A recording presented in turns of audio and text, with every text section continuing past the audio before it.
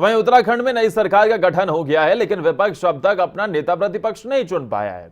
ऐसे में सभी को कांग्रेस के नेता प्रतिपक्ष का इंतजार है, जबकि कई बार नेता प्रतिपक्ष के चयन को लेकर बैठक हो चुकी है।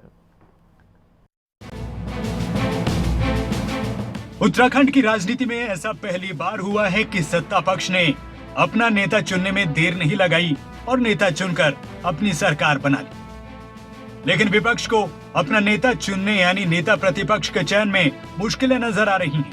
विपक्षी कांग्रेस अब तक नेता प्रतिपक्ष का चयन नहीं कर पाई है।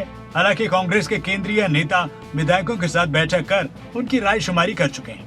कांग्रेस के केंद्रीय आलाकमान को अपनी रिपोर्ट सौंप चुके हैं, लेकिन अब तक कांग्रेस की ओर से इस पर कोई फैसला नहीं हुआ है। यही वजह है कि अब नेता प्रतिपक्ष के चयन पर बीजेपी ने कांग्रेस पर सवाल उठाए हैं। बीजेपी प्रवक्ता रविंद्र जुगरान का कहना है कि कांग्रेस में नेता प्रतिपक्ष का चयन न होना इस बात को बताता है कि कांग्रेस में अंतर कला कितनी ज्यादा है।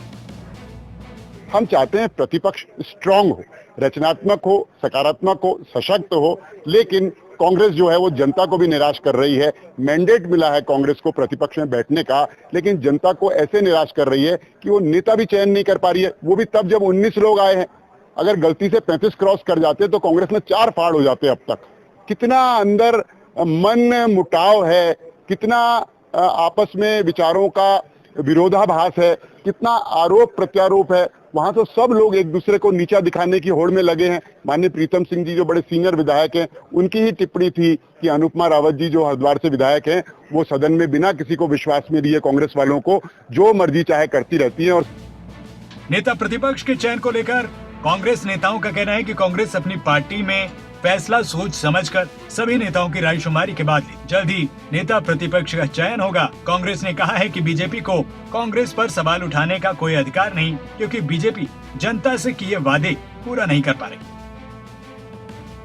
देखिए, भारतीय जनता पार्टी को कांग्रेस पे सवाल उठाने का कोई अधिकार नहीं है, क्योंकि जो पहली कैबिनेट हुई थी प्रदेश की जनता ने उनसे वो किया था कि आशा की थी कि जो इन्होंने वादे प्रदेश की जनता के साथ किए थे, कुछ सकारात्मक मुद्दे वो विधानसभा के अंदर लेके आएंगे, लेकिन देखने में कुछ ऐसा नहीं आया। नेता प्रतिपक्ष की जहाँ तक बात है, हमारे प्रदेश के प्रभारी आदरणीय देवेंद्र यादव जी यहाँ पे आए हैं और विधायकों से उन्होंने सभी से एक 1-to-1 सबसे विचार विमर्श किया है। मैं समझता हूँ कि उसमें आम सहमति बन चुकी है। बहुत ही जल्दी हमारे बीच में प्रदेश अध्यक्ष भी और नेता प्रतिपक्ष। राज्य में कांग्रेस फिलहाल मंथन कर रही है, नेता प्रतिपक्ष का चयन नहीं कर पाई है और सरकार बनने के बाद पहला सत्र भी बिना नेता प्रतिपक्ष के संपन्न हुआ। ऐसे में सवाल उठता है, आखिर कांग्रेस क्यों नेता प्रतिपक्ष का चयन नहीं कर पाई है। उत्तराखंड राज्य में सरकार के गठन को 15 दिन का वक्त गुजर चुका है, लेकिन विपक्ष में बैठी हुई कांग्रेस अब तक नेता प्रतिपक्ष का चयन नहीं कर पाई है, जिसको लेकर के बीजेपी अब कांग्रेस पर सवाल उठा रही है। ऐसे में सवाल ये है कि आखिरकार कांग्रेस नेता प्रतिपक्ष का चयन क्यों नहीं कर पा रही है। क्या ये वाकई में कांग्रेस के बीच की अंतरकलह है या कुछ और।